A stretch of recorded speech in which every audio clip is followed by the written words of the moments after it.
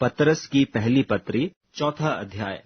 सो जबकि मसीह ने शरीर में होकर दुख उठाया, तो तुम भी उस ही मनसा को धारण करके हथियार बांध लो, क्योंकि जिसने शरीर में दुख उठाया वह पाप से छूट गया, ताकि भविष्य में अपना शेष शारीरिक जीवन मनुष्यों की अभिलाषाओं के अनुसार नहीं, वरन परमेश्वर की इच्छा के अनुसार व्यतीत करो।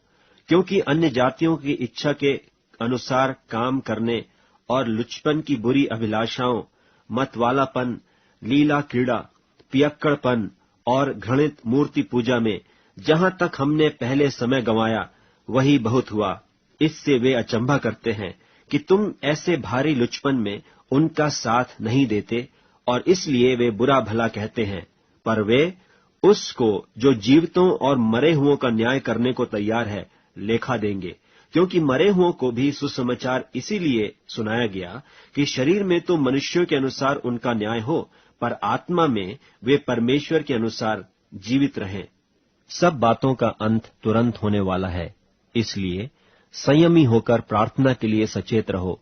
और सब में श्रेष्ठ बात यह है कि एक दूसरे से अधिक प्रेम रखो, क्योंकि प्रेम अनेक पापों को ढांप देता है। बिना कुड़कुड़ाए एक दूसरे की पहुनाई करो। जिसको जो वरदान मिला है वह उसे परमेश्वर के नाना प्रकार के अनुग्रह के भले भंडारियों की नाई एक दूसरे की सेवा में लगाए। यदि कोई बोले तो ऐसा बोले मानो परमेश्वर का वचन है।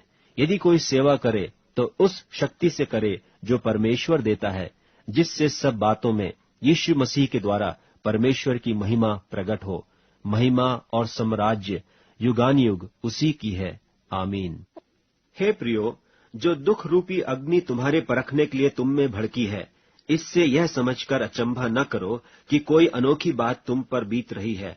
पर जैसे जैसे मसीह के दुखों में सहभागी होते हो, आनंद करो, जिससे उसकी महिमा के प्रकट होते समय भी तुम आनंदित और मगन हो। फिर यदि मसीह के नाम के लिए तुम्हारी निंदा की जाती है तो धन्य हो, क्योंकि महिमा का आत्मा जो परमेश्वर का आत्मा है तुम पर छाया करता है। तुम में से कोई व्यक्ति हत्यारा या चोर या कुकर्मी होने या पराये काम में हाथ डालने के कारण दुख न पाए। पर यदि मसीह होने के कारण दुख पाए तो लज्जित न हो, पर इस बात के लिए परमेश्वर की महिमा करे, क्योंकि वह समय आ पहुंचा है कि पहले परमेश्वर के लोगों का न्याय किया जाए, और जबकि न्याय का आरंभ हम ही से होगा तो उनका क्या अंत होगा जो परमेश्वर के सुसमाचार को नहीं मानते। और यदि धर्मी व्यक्ति ही कठिनता से उद्धार पाएगा तो भक्तिहीन और पापी का क्या ठिकाना।